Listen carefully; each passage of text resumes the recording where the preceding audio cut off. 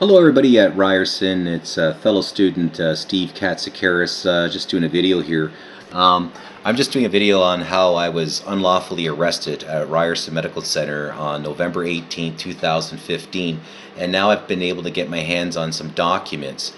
And what I can prove here today is that Dr. Hogarth did not do the proper paperwork. In fact, there's bogus paperwork put into the criminal disclosure, and I think this was done by the police. So I'm just going to go over this and show you what's going on here. I have the court transcript of the doctor admitting that she did some sort of paperwork, which I don't have to this day. So I'm just going to go here and show you what happened here. So this is the doctor talking in the courthouse here. I only have the transcripts here available for you today. But you'll see that when they use this form, they can hold you under the Mental Health Act for 72 hours. And it's called a Form 1. All right, so you see Form 1 there, Mental Health Act. That's where I was supposedly had my rights taken away, and I went to the hospital over a lie. Now, after getting the criminal disclosure, do I have a Form 1 from Dr. Hogarth in there? The answer is no. In fact, this doctor doesn't even exist. I even Googled it. So I'm just going to show you what's going on here with the other one. And we'll see how the police are playing games in these courthouses, and the judges are playing the games too, and so is the Crown. All right, Mr. Flaherty, shame on you, and you're the assistant to the Attorney General of Ontario. So, yeah, that's just unbelievable. So anyways, I'm going to go to this thing called Form 42. Remember I said it was Form 1? Well, this is what was put in my disclosure to legitimize my arrest at Ryerson Medical Center November 15th. And you'll see my name here. Stephen Katsikaris. Bad guy having nightmares. I live at 86A Earlsdale Avenue, or I used to.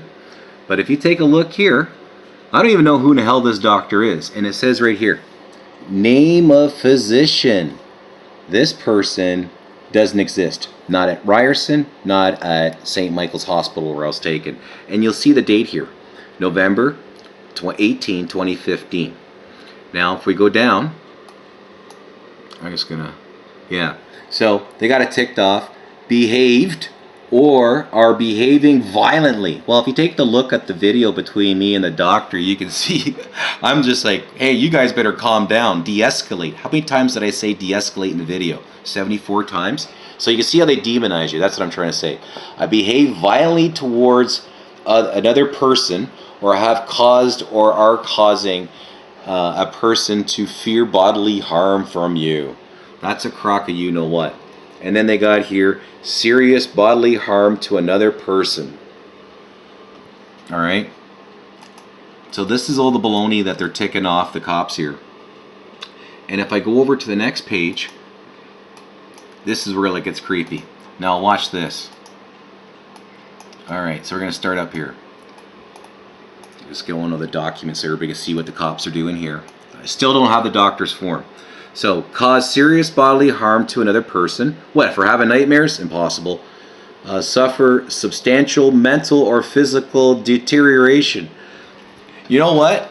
After having you asshole cops in my house about 7 times now and sticking goddamn machine guns in my face, I think I'm as solid as Rambo. Why? Because I'm doing the paperwork, I'm getting the case together, and I'm coming after you in court. And that's the best way to screw you cops so hard. Get you in the courthouse, and then get my name back on the election, and you're not above the law. Simple as this. And people got to know what kind of crap you're up to. But this is where it gets better. I'm sorry, folks. I'm getting a little agitated because of the injustice. And it's the police doing this. I'm not saying this is the doctor on this one. I don't know what's going on here. But this is not a doctor at all.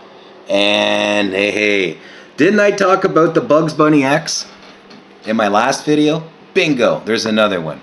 And here, to be complete if appropriate, and it is appropriate, you would have to put my name there, okay, name a person, Steve Katsikaris, and you'd have to say where I live, 86 Earlsdale, and the Minister of Health Long-Term Care. And if I went to the hospital that night, that'd need to be ticked off, or someone at Ryerson, since they have their own medical center.